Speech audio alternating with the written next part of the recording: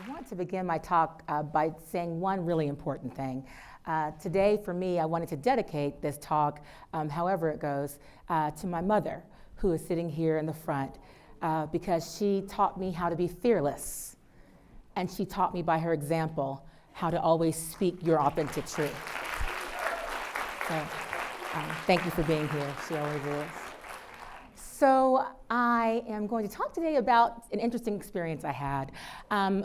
A couple of months ago, I was invited to a dinner party, and I was excited because we were going to talk about art. And art and culture are passions of mine. In particular, the head of the Harvard museums was here, and being an alumni of the law school, I was excited because someone was coming from the Northeast to Dallas, and we were going to talk about one of my favorite topics. At the same time, during that time, I've been serving as the chair of the Dallas Task Force on Confederate Monuments. A whole different discussion about art.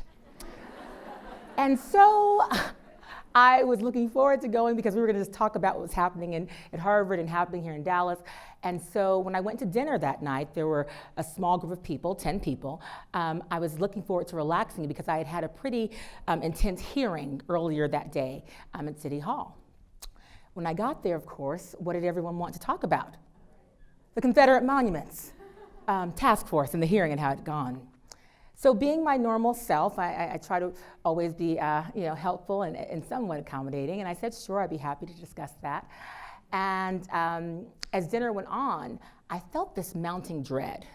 Now, you probably can't tell from this short period of time, but I'm an extrovert. I like to talk. And so speaking is never a problem for me. When my husband and I go out, he's more of an introvert, and he doesn't worry about carrying the conversation because he knows. Francis has got it. But this night, I didn't realize how exhausted I was. And so when they finally turned the conversation to that around the time that dessert was being served, what's happening with the monuments, I shared my thoughts, very aware of the dynamics in the room. My husband and I were the only African-American couple, which we often are. And so I'm very comfortable with that.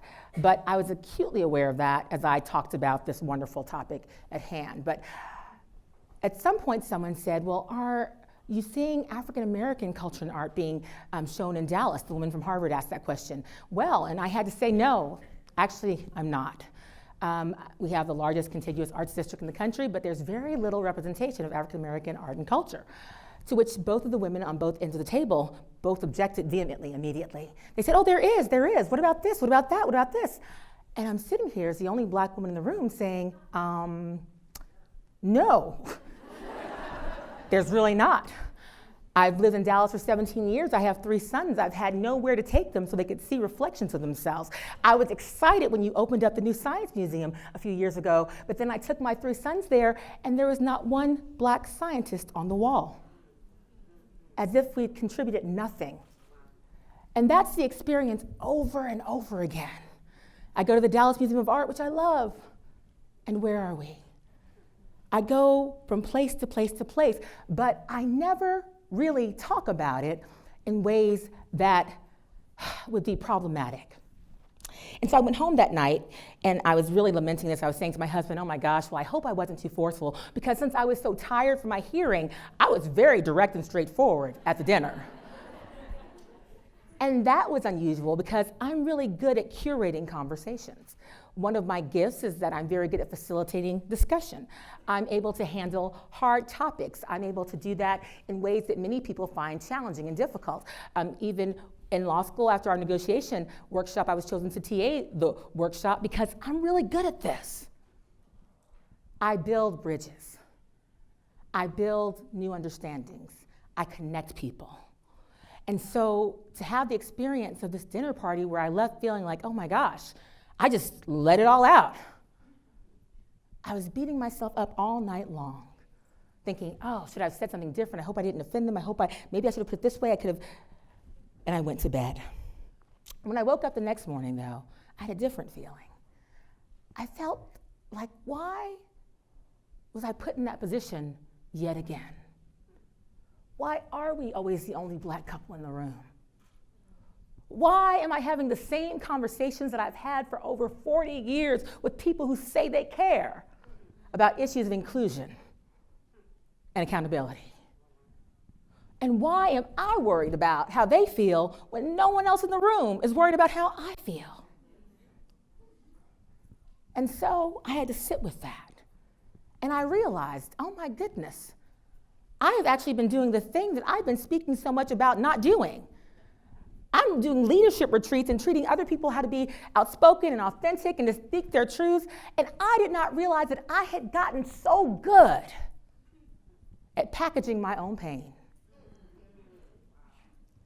I had gotten so good at holding on to my own anger and frustration that I didn't even realize when I was doing it on a day-by-day basis. My mind went back to some of my favorite authors. I love Black women writers in particular, and I thought about Tazaki Shange and the poem that she wrote for colored girls who have considered suicide when the rainbow is enough.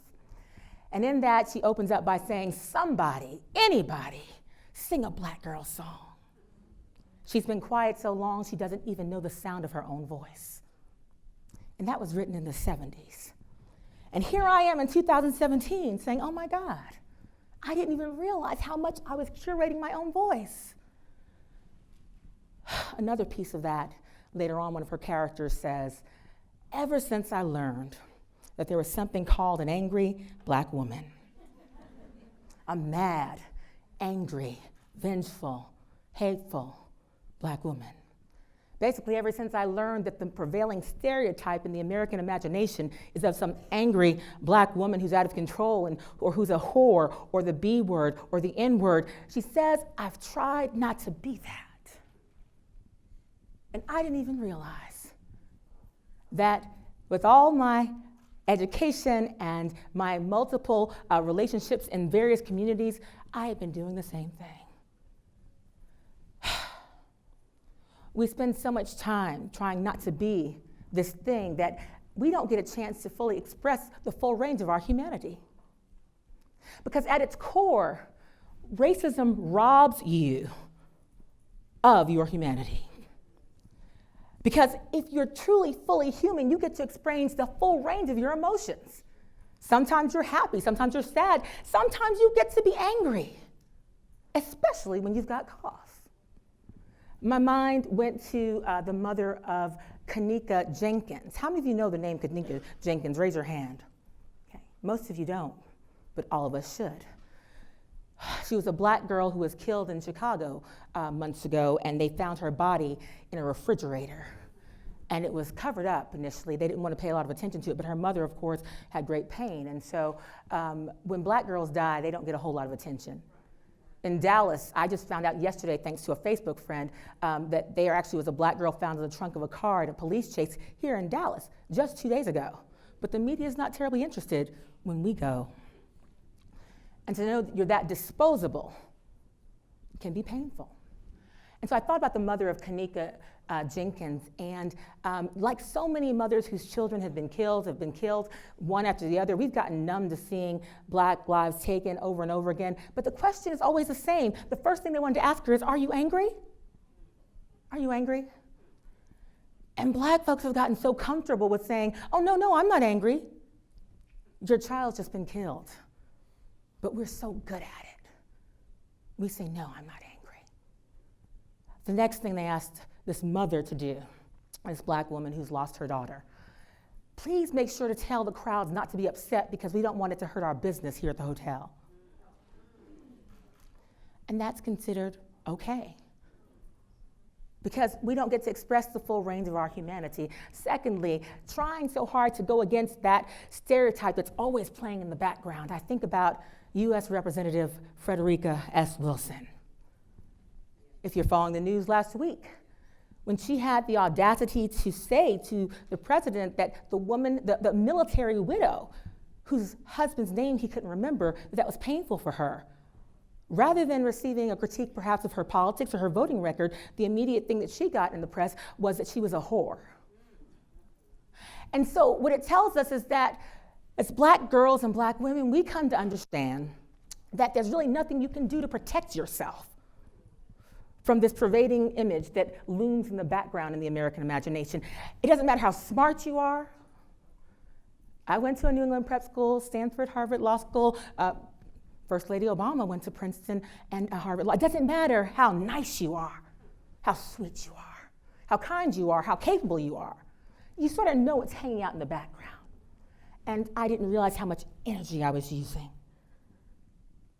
to not be that person. The second thing is that if racism robs us of our full humanity, sexism asks us to diminish ourselves in the face of patriarchy and asks us to be less than we can be so that some man somewhere can feel like he's more of whatever he imagines himself to be. Glad I didn't marry one of those. We're good. And so we have racism robbing of humanity. We have sexism demeaning us and asking us to be less than we are. And then at the intersectionality of race and gender, Black women have something that's morphed into even more of a problem. We are not always treated as fully human. And when we disappear, we're disposable.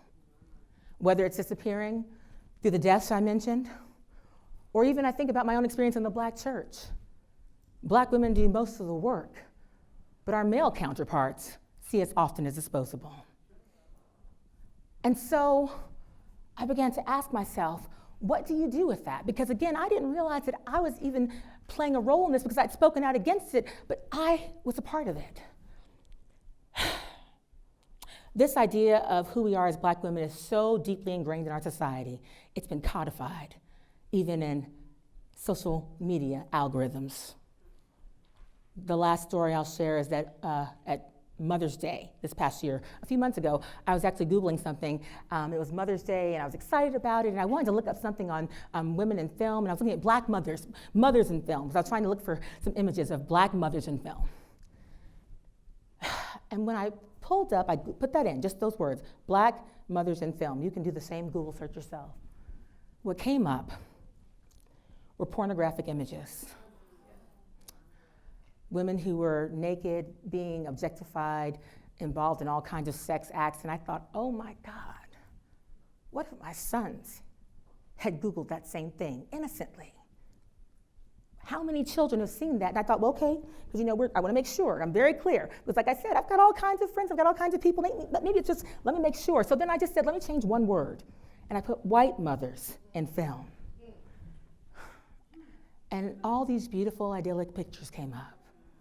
Meryl Streep in a movie over here, a mother making a peanut butter sandwich for her child over there, giving an apple over there. And I thought, oh my God.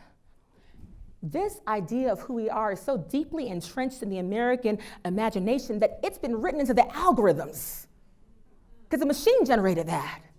So something that was poured into that machine as input told it that that's who I am. So today we were asked the question, are we building bridges? Are we crossing bridges? Are we burning bridges? I have spent my entire life building bridges. I'm really good at it. I have spent a whole lot of time crossing bridges, taking that for granted. But today, I'm burning some bridges. I decided when I came up here, I said, and I said, God bless my sister who's come all the way back from London just to be with me this week for this talk. Thank you very much. I said, oh Lord, I'm gonna be the only one up there talking about race and gender. Here we go. Right? Because it's not a fun topic. But the reality is that we don't have the luxury of not thinking about race and gender.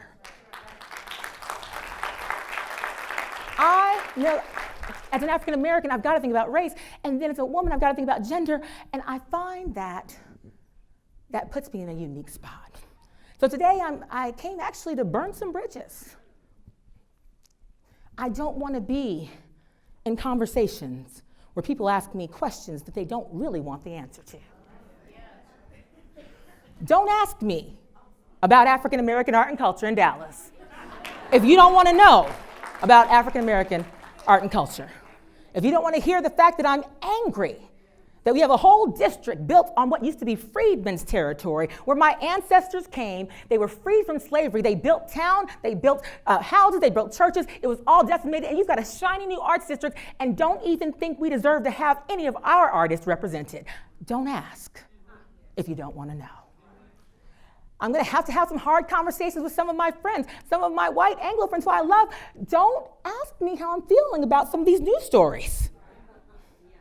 I'm angry. I'm angry that I have 3 black sons, and I'm scared half to death that one's about to start driving, and I don't know if he's going to meet just one crazy police officer who has stereotypes running through his head of some gangster rap video that has nothing to do with my children, and I might not have my son the next day. Don't ask if you don't want to know. I'm burning some bridges. I know there'll be some dinner parties after this that I won't be invited to, and that's okay. Don't ask me, my nonprofit executive friends, my wonderful liberal friends in nonprofits, how I'm feeling about how you're doing with inclusion, when I have gone to countless workshops where you're talking about racial equity and inclusion, and the leader is always one white woman by herself. You're belying the very thing your workshop's about, but still calling on us for our intellectual capital because black women do the work. We do the work. We just don't get compensated for the work.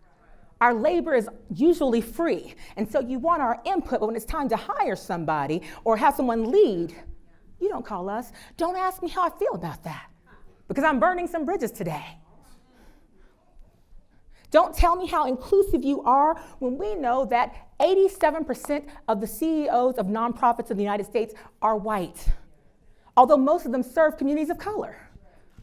That tells me that you're really comfortable with serving us as a charitable cause, but you don't respect me and want me to be your leader. You don't want me at the table for decision making. I'm burning some bridges today. So when I was planning to speak, I really wanted to have a little musical interlude, but I was ready to go. I queued it up. I said, I'm going to come into Beyonce's I'm Not Sorry.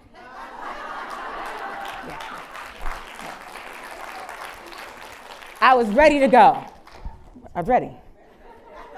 I love that song. It's got me through some real hard times. Y'all can say what you want to say, and listen. She says, I'm not sorry. And I thought about my history and our history as black women.